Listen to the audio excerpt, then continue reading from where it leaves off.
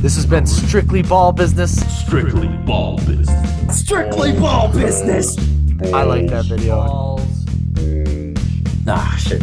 Starting off, I think we should get into the Donovan Mitchell trade. He is now a member of the Cleveland Cavaliers as he gets traded for 3 unprotected first-round picks, 2 pick swaps, Colin Sexton, who gets a fresh 4-year, $72 million extension as part of this. Ochai Ajayi, or I don't know. I can't remember. Ochai Agbaji. Ochai Agbaji. Yeah, I wasn't looking at his name when I was saying it, but so that's a name. And Lauri Markkanen, I know is also going back to Utah, and that's it, right? Yeah. Is there one more player in there? Nope, just those 3 players. Yeah. So I mean, I guess first off, do you think that was fair compensation for Donovan Mitchell? Yeah, I do. It's funny. We talked about it. I'm gonna play it back just as the memories fade. As we talked about, you're like, why the fuck would the Jazz want? We were talking about a Bogdanovich Colin Sexton trade. And you're like, why the fuck would the Jazz want Colin Sexton? And it's just kind of clear they just want somebody to be out there to sell tickets because they're willing to clear house. You know, Conley and Bogdanovich are just basically sitting in the exit right now. There's no reason for them to stay. Maybe Bogdanovich because he's expiring, but Conley's got to be looked to get bought out or maybe traded. But yeah, I really like this trade. I'm a huge fan. Donovan Mitchell to the Cavaliers. You and I are big fans of what the Cavaliers did. This is just a great next step. This puts them as top 5 in the East. What do you think? Yeah, I mean, top 5 is certainly optimistic. We'll see if they can get there. I think certainly they have a good shot to make the playoffs. They were looking good last year before injuries hurt them, but love this addition for them. And certainly I think they're in that 5 to 6 seed range and could certainly finish higher than that. Just kind of depends on where things land. But going back to that Colin Sexton thing, I originally thought maybe he was too good for the rebuild, but he certainly for what you're bringing him in for, $18 million a year, that's a bargain. So it makes sense to bring him in. He's still really young. If, he doesn't stay with you long term as you turn this thing around, you can trade him in a couple years as he gets better and you can get some more picks and continue the rebuild. It's really a flexible move because, in a couple years, maybe they're really good and Colin Sexton's a big part of that and they are winning sooner than they expected. If they hit on some picks early. And in the flip side, if he's not good and they're not winning ton of games, then whatever. They have a ton of picks and they can still get something for him in a trade regardless because $18 million is not that much. No, and I mean, that salary is very similar to what Malik Beasley's making just over a few more years. So it's if you compare Malik Beasley to Colin Sexton, it's just miles bargain. It's miles better. It's just that's all there. I mean, he's a very efficient scorer, and you're bringing in a guy immediately who can score in the NBA.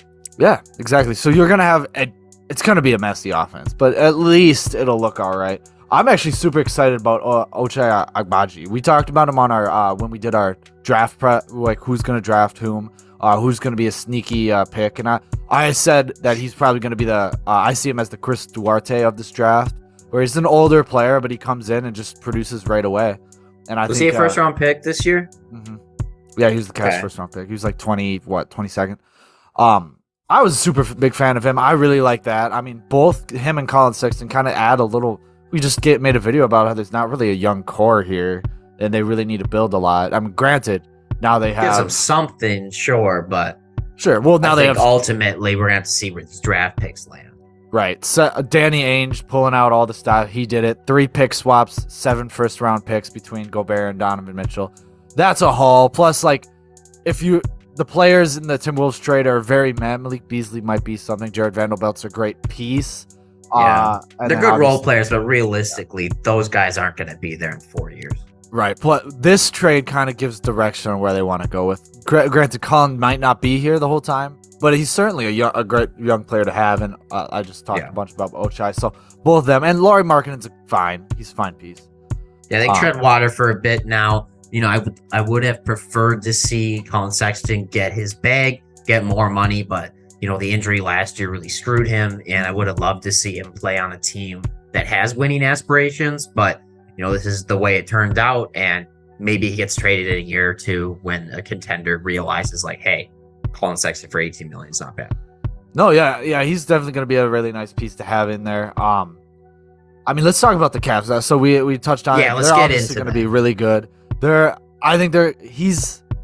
This is going to be a very small backcourt because you got to assume it's either going to, I mean, who do they roll at the 3? Because Donovan Mitchell, I've said, is a smart defender, very limited by his size. Obviously, Darius Garland also limited by his size. Both are very smart players. Not a good defensive backcourt. Do you put in Karras? Is Karras your 3, or do you put in more defense as Okoro and try to have LeVert as your 6th man?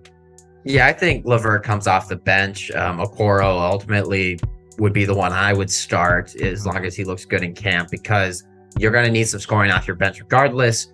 You just traded away Lauri Markkanen, so that's some size you just got rid of in your starting lineup, regardless of him not being a great defender. He was still tall, so that added something. So I would not be that thrilled to see a skinny guy like Caris LeVert starting games. He can't really be relied upon defensively. He's shown us that, but I think as a scorer, he can do something in this league. Yeah, right. And I mean, yeah, that Lauri Markkanen is not the best. He's not a good defender. He's not this, but what his size allowed for the Cavs to have a really versatile defense. Like, even though he's not a good defender, just having him on the floor, same as with Allen and Mobley, they were so hard to get a score on the paint. That's why their defense was so effective.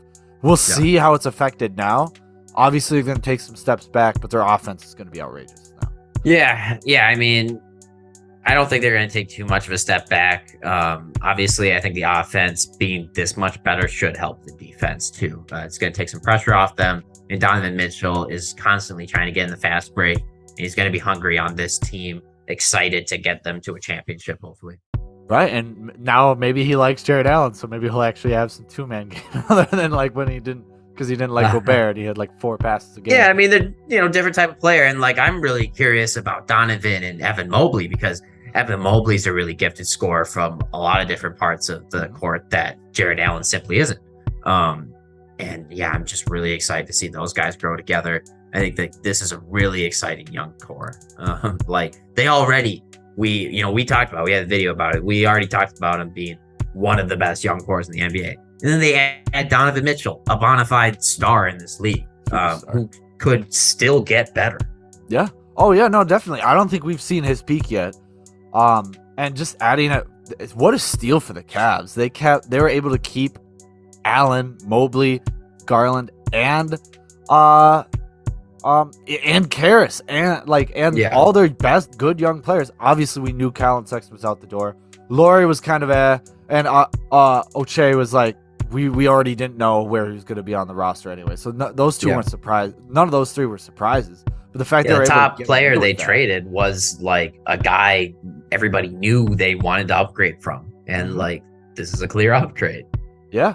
So I'm super excited. I'm glad he didn't go to the Knicks. It's just a dumpster fire. They can only add so much. Maybe down. Sorry, Knicks fans. Just y'all got a lot to work for. Well, I love seeing the small market teams get bigger and really get hungry for some success, like we're seeing with the Timberwolves with their new ownership. Obviously trading as much as they did to get Gobert, and then now you got Cleveland trying to do something post LeBron and show that they can win without him. And they've been drafting really well lately, which is something that they had not been known for. Throughout LeBron's time, they had drafted terribly. But since he's left, great draft picks. So, I mean, I don't know what to tell you. Maybe somebody had their hand in the pot a little bit too much. It's a little, piece of cash. But, I'm excited to see more small market teams jump up. Obviously, Atlanta Hawks aren't really a small market team, but in terms of relevancy, they're a little different than the usual suspects, I would say, too. And they made a big trade. Yeah, for sure. What a weird career to look at, Kevin Love. How he's goes from in the finals to the worst team in the league back to the playoffs, all on the same tenure on the team. How weird. Yeah, he was trying to force his way off of the Cavs, and now that they got good again. He was trying hard last year and became like a good bench player. And it was like, oh yeah, this was possible the whole time, Kevin. If you just had your head out of your ass. Yeah, what a nice bench now with Karras. They retained Rubio, right? And Yep, Rubio's coming back. Yep, they retained Rubio and Karras off the bench. Insane. Like, how do you get a superstar and still have that type of depth? Yeah, they got a great team. I think like that's probably my second favorite team in the league right now. Oh wow.